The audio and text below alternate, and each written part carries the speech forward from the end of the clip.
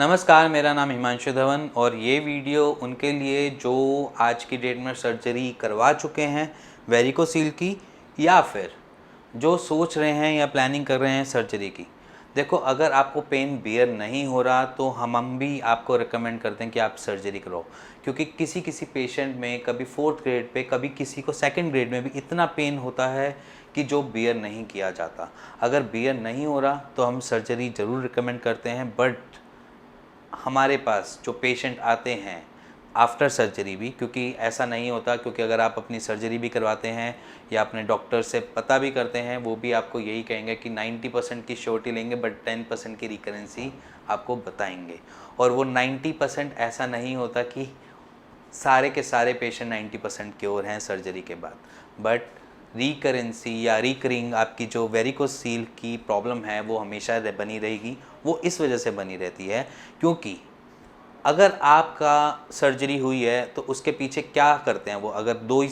करते हैं, एक ओपन सर्जरी और दूसरी है लैप्रोस्कोपी। अब लैप्रोस्कोपी में करते क्या हैं, वो एक तरफ से आपको वेन्स के अंदर डालेंगे और उसको खोलने की कोशिश करेंगे, और उसको खोल के वो उस टाइम तो नॉर्मल हो जाते हैं, बट उन्होंने आपके पूरी होल बॉडी का बेसिकली ब्लड सर्कुलेशन ठीक किया ही नहीं। इस वजह से आपको दोबारा ये दिक्कत बनी रहेगी कि आपने सर्जरी करवाई, देन उसके बाद फिर थोड़े टाइम बाद फिर वेरिकोसील जनरेट हो गया।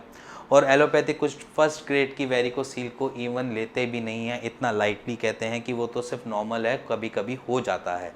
और वो जब आप आगे फर्दर बढ़ते जाओगे, क्योंकि ज़रूरी नहीं है कि वेरिकोसील फर्स्ट ग्रेड पे रुकता है, फर्स्ट ग्रेड पे कोई भी वेरिकोसील नहीं रुकता, वो अपने आप को सर्कुलेशन की वजह से उसका डायामीटर जो है वो बड़ा करता जाता है, और बड़ा करते साथ ही आपकी ग्रेडिंग जो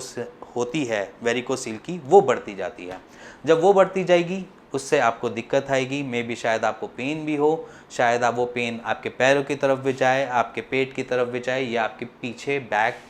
जो होती है लंबर, वहाँ तक पहुँच सकता है। और आज मेरे को वेरिकोसील का ट्रीटमेंट करते करते 5 साल हो गए हैं, और 5 साल में कोई ऐसा पेशेंट मेरे पास दोबारा नहीं आया जिसने मेरे को कहा हो कि मेरा वेरिकोसील फिर से बन गया हो या फिर से डेवलप हो गया हो। उसका रीज़न ये है क्योंकि हम आयुर्वेद में कुछ अलग तरीके से वेरिकोसील को देखते हैं। हम कहते हैं कि अगर ये दिक्कत हुई है तो आपके वात डिसऑर्डर की वजह से हुई है, और वात डिसऑर्डर को ठीक करने के लिए हम पहले मेडिसिन प्रॉपर्टी से ठीक करते हैं, साथ साथ तो ऑटोमेटिकली, क्योंकि हमने यहाँ पे कोई सर्जरी नहीं करनी, हमने कोई ऐसी चीज़ नहीं, कोई खींचना नहीं, कोई नस को पकड़ना नहीं, कुछ ऐसा नहीं करना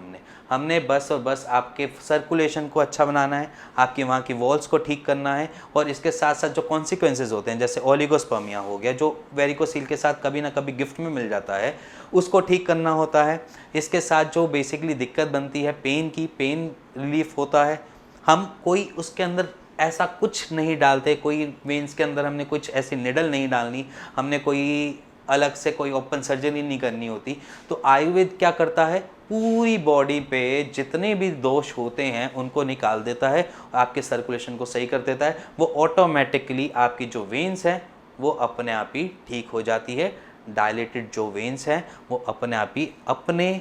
लेवल पे आ जाती है। बट हमने कुछ केसेस ऐसे देखे हैं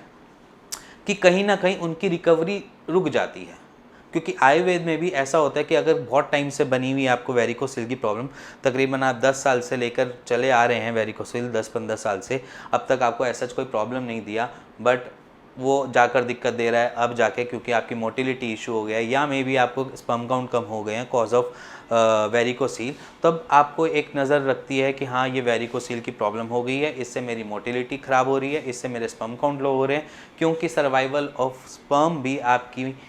डिपेंड करता है आपके स्कॉटम के टेम्परेचर पे, और वेरिकोसील से स्कॉटम का टेम्परेचर ख़राब होता है, जिसकी वजह से आपके स्पर्म काउंट का सर्वाइवल कम हो जाता है। और जब आप ये चीज़ें फेस करते हैं तब आपको लगता है कि वेरिकोसील का ट्रीटमेंट करवा लेना चाहिए। बट उस स्टेजेस में हमने ये चीज़ देखी है कि अगर आपका वेरिकोसील 3rd ग्रेड हो या 4th ग्रेड हो, वो मैटर नहीं करता, उनकी रिकवरी जो होती है वो 1.7 या 1.8 पे जाकर स्टेबल हो जाती है। वो इस वजह से हो जाती है क्योंकि आपने 10 साल तक उस वेन को इतना फुला रखा था, जिसकी वजह से वो यूज्ड टू हो जाती है, क्योंकि हमारी बॉडी कुछ ऐसी है इलास्टिसिटी वाली। अगर अपनी वेन्स देखें तो थोड़ी बहुत इलास्टिसिटी रहती है। अगर हम रिकवरी देखें तो वहाँ पर वो 1.7 या 1.8 पे जाकर स्टेबल हो जाती है, उसके नीचे वो नहीं हो पाती। और हम जो कहते हैं वेरिकोसील 2.2 जो बेसिकली 2 mm से ऊपर जाती है, उसको हम फर्स्ट ग्रेड की कैटेगरी में रखते हैं। तो अगर 2 mm से नीचे अगर आपकी आ गई है वेन, तो आप नॉर्मल है, आपको वेरिकोसील की कोई इशू नहीं है और आपको ये आगे कभी दिक्कत भी नहीं देगा, क्योंकि आपका blood pressure go with the flow जा रहा है, बिल्कुल सिंपली वहाँ से फ्लो कर रहा है, वो टेम्परेचर मेंटेन कर पा रहा है, अंदर जो नीचे की तरफ टेस्टिस की तरफ जो ब्लड जा रहा है वो नॉर्मल कर देता है। तो इस वजह से आपका वेरिकोसील परमानेंटली ठीक हो जाता है, वो दोबारा नहीं होता। और उसके बाद कुछ हम ऐसी चीज़ें बताते हैं जैसे कि आपका डाइट फॉर्मेट कैसा रहना चाहिए, क्योंकि एक बार ही तो आपने वेरिकोसील ठीक कर लिया, अब वात डिसऑर्डर बिगड़ भी सकता है। वो इसलिए क्योंकि वो आपकी एपेटाइट से रिलेटेड है, आप जो खाते हैं, जैसे आपने डाइट लेनी है उसके ऊपर डिपेंड करता है। तो हम कुछ बाद में जब आपके वेरिकोसील ठीक हो जाता है उसके बाद हम कुछ चीज़ों को आपको बंद करवा देते हैं, जिसकी वजह से आपका वात डिसऑर्डर फिर दोबारा अराइज ना हो और वो दिक्कत दोबारा नहीं आए। तो अगर आप वेरिकोसील के पेशेंट हैं और आपके माइंड में कैसी भी क्वेरी है रिलेटेड अपने वेरिकोज सील की वजह से, या क्योंकि बहुत से पेशेंट होते हैं जिनकी बॉडी टाइप ही ऐसी होती है जिनको वेरिकोज वेन्स की प्रॉब्लम भी होती है और साथ साथ वेरिकोसील मिल जाता है या हो जाता है उनको, क्योंकि उनकी बॉडी टाइप बाय बर्थ ऐसे बनी हुई है। सो अगर आपको वेरिकोज वेन की प्रॉब्लम है या वेरिकोसील से प्रॉब्लम है तो आपकी माइंड में बहुत सारी क्वेरीज होती हैं कि ये ठीक हो भी पाता है, नहीं ठीक हो पाता। बहुत सारे क्वेश्चन होते हैं कि मैं सर्जरी करवाऊँ या ना करवाऊँ, और सर्जरी सक्सेसफुल होती है नहीं होती, क्योंकि बहुत से डॉक्टर्स जो एलोपैथिक डॉक्टर्स हैं उनके पास ऑप्शन ही यही बचता है कि उसकी सर्जरी करवा दो।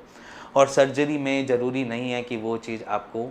ठीक होए, क्योंकि बहुत से पेशेंट जो हमारे पास आते हैं वो पहले 1 या 2 बारी सर्जरी करवा कर आ चुके होते हैं, फिर उनको लगता है नहीं इससे हमारी चीज़ें नॉर्मल नहीं हो रही हैं। तो अगर आप वेरिकोसील की सर्जरी के बारे में सोच रहे हैं और उसको के बारे में आप सजेशन मांगना चाहते हैं तो बिल्कुल आप हमारे नीचे दिए हुए हेल्पलाइन नंबर पे कॉल कर सकते हैं और मेरी टीम से भी बात कर सकते हैं। और अगर आपको कुछ भी डाउट है माइंड में कैसा भी वेरिकोसील या वेरिकोज वेन से रिलेटेड, तो आप नीचे दिए हुए नंबर पे कॉल करिए